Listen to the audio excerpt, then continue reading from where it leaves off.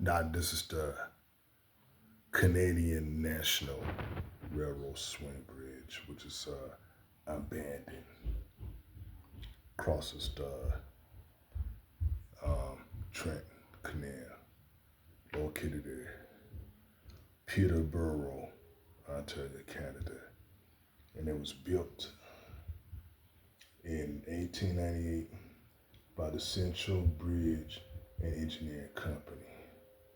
And so, this swing bridge was used for the Canadian Pacific Railroad.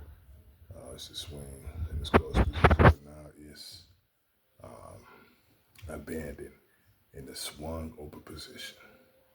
And so, this bridge is a prime example of